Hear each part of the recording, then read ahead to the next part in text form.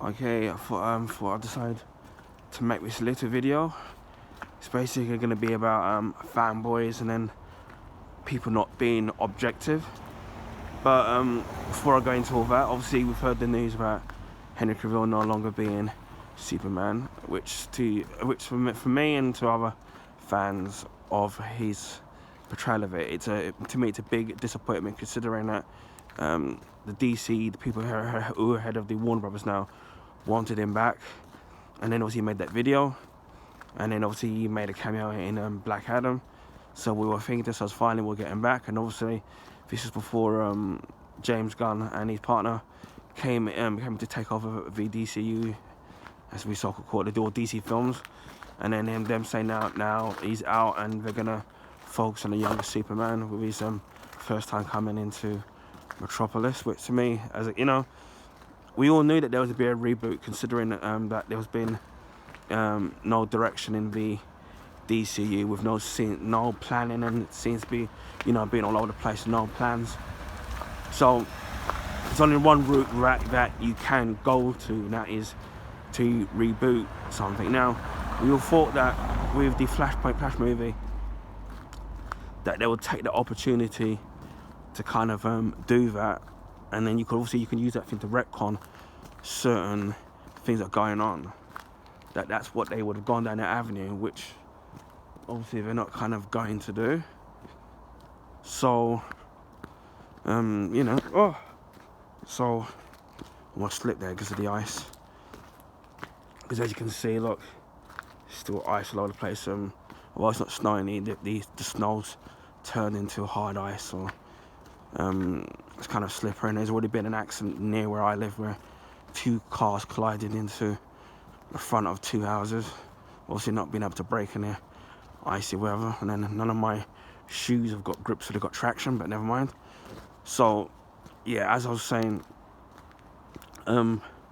it's a huge loss. I still think he should have been given the chance to play Superman again, because obviously didn't get much of a chance, and then we could have seen, because I think obviously he looks the part of Superman, whether it's the way he looks and his physicality, and you could see that he had the passion for wanting to play the role. That was an unfinished business, and then now to me it's kind of a bad look on Warner Brothers, because there's no set to direct. They keep doing it. You don't see that kind of sense of unwrestleness in the Marvel MCU. They just get on with it, and it doesn't seem to be no fuss in the way they deal with their business in-house. They just kind of just get on with it, and I think they've done the right approach. Whether you like the movies or not, they've handled certain things, or maybe not done certain movies that they wanted to do or were going to do, or maybe will do.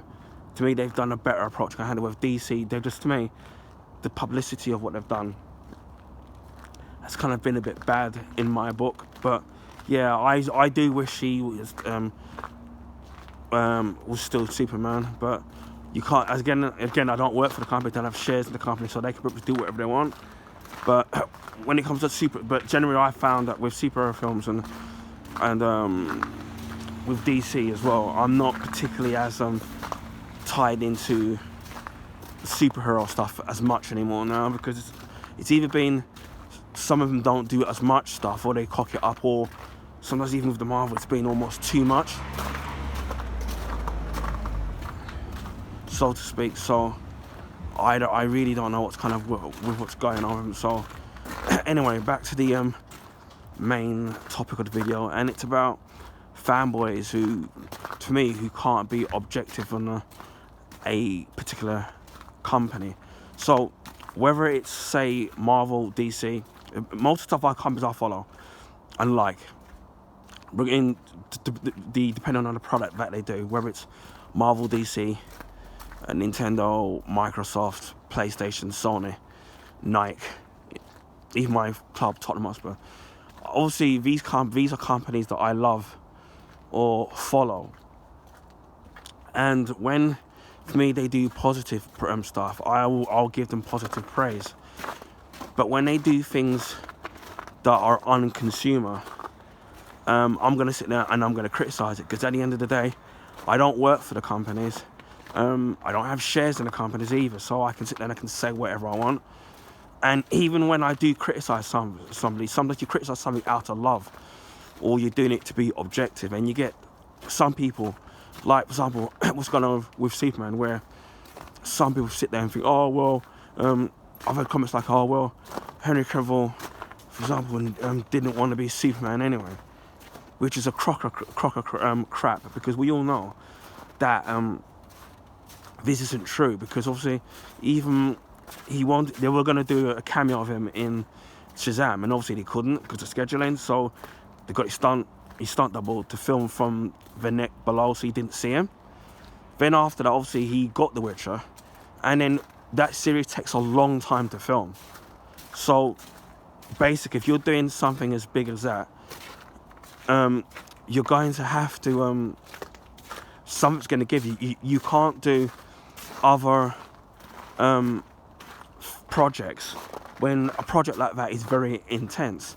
So it was clearly obvious that he was waiting, and then once he sat there and he was lined up to do The Witcher, basically you saw all the articles back then coming out saying, oh, his time as Superman is done. Now if you look up online, and you'll see it anyway, if you look, obviously everyone's got access to Google, you'll see the articles where it's clearly stated, where it said people were putting two together and said, oh, he's done with Superman. Now doesn't mean that he's done with Superman. It just, at the time, it just meant that he couldn't do it, because obviously you can't sit there waiting for that phone call, waiting and expecting for that call to say, right, we're back as Superman now, so you're gonna be doing Superman movies and doing cameos, and you have to drop, like whatever it is that you're doing. And it's a big, to do a certain, whether it's say it's The Witcher or even Superman, you're gonna be in multiple things. It's a big commitment to do if you're gonna sit there and kind of do that. And if that person's not going to give you that commitment, then you can't do it.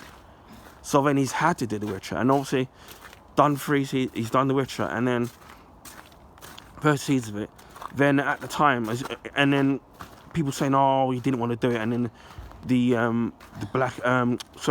Varrock kind of put him in it to boost the Black Adam ratings, right, the box office, which is absolutely stupid, because I don't know how people kind of, because at the end of the day, it's a cameo right at the end of the movie. Your whole intent is for the whole movie, not just the last 2 minutes of it. It's nice. The whole thing is, with a cameo, especially if it's at the very end of it, is for you to go, oh wow, maybe it's like a minute or two, and you think, oh, that's awesome that they've kind of done that. Similar to what they did with Stargirl when the Flash appears in it. Well, I'm not going to tell you which one it is, but that particular person appears in it. And although you're kind of never going to know unless they follow it up in another show.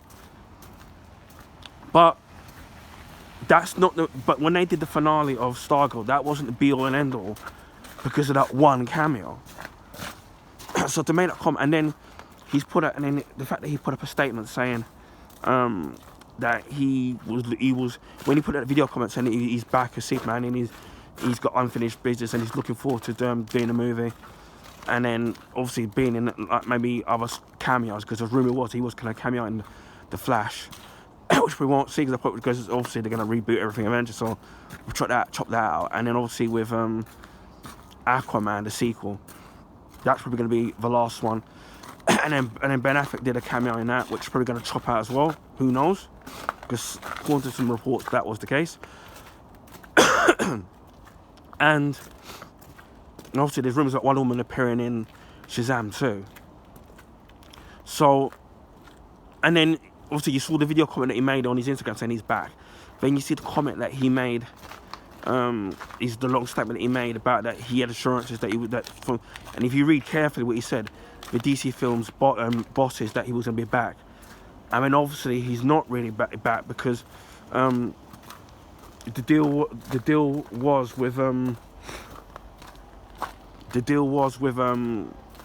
James Gunn. Is what was it? Him and his partner are basically doing a new 10-year plan for the DCU. So it's basically doing a proper plan for it, which is what they should have done. And I made videos about that, about them not planning the DCU properly and then just throwing everything willy-nilly with no sense of planning. That's one thing, regardless of whether you've got problems with the Marvel films or not.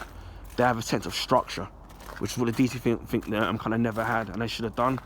and they took too long in doing it. So Marvel said they got hold. So now people expect superhero movies to have the structure of a Marvel film. Hence why you get Justice League, which was kind of all over the place. But that's a story for another time. And then also you see the statement was made where he said that he had was it James Gunn's coming in, and they basically James Gunn's basically said, look, I want to do my own stuff, but I want to do his own stuff, and whatever I say, what he wants to sit there and do is goals. Whether people, and he even made a statement saying that there are going to be people who probably won't like what he's going to do with the DCU, which I can understand because it needs a lot of work in doing it. But I think they should have kept at least maybe Superman and Wonder Woman, even if you're going to do like a soft reboot. I think they should have at least done that. And I know some people are trying to compare it to, they do it with Bond, but the difference between Bond is that it's usually that the actors don't want to do it anymore or they get too old. So like Sean Connery got fed up with it and didn't want to lose the interest. He didn't want to do it anymore until when he came back for Diamonds Are Forever, they paid him a load of money, which he did give away. Roger Moore was getting too old for it. And then Timothy Dalton ended up doing 2 and was going to do GoldenEye. But then what happened was because there was a lawsuit going on with Bond, so there was no Bond for like 5 or 7 years. They took so long in kind of trying to resolve that matter that he decided to quit. So he did it on his own accord. Daniel Craig obviously is getting older and he's had so many bad injuries, and he's like, you know what, right, I'm going to call it quits now. So they've done it. So the actors have done it on their own accord, and obviously you then reboot or you then recast a character. So that's kind of different. Even with Batman's, where Michael Keaton didn't like the script of the 3rd Batman movie, so he thought, right, I'm not doing it, and there was some scheduling problems. Val Kilmer, similar kind of issues where he didn't want to sit and do it, so he recast it. So it's not necessarily the studio that doesn't want them. Sometimes it's the actors like said, you know what, I don't want to play the role anymore. Or you've had Chris Evans that was Captain America